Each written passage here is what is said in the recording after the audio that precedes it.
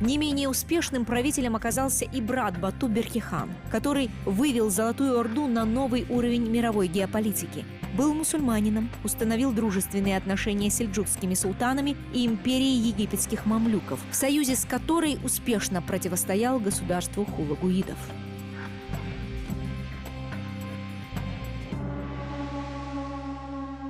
При Берке усиливается именно вот эта тенденция, что Улус Джучи начинает превращаться потихоньку уже фактически в самостоятельное государство. Он уже действует, не обращая внимания на те распоряжения, те мнения центра, да, который идет. То есть он уже такой полновластный, всесильный владыка. Да.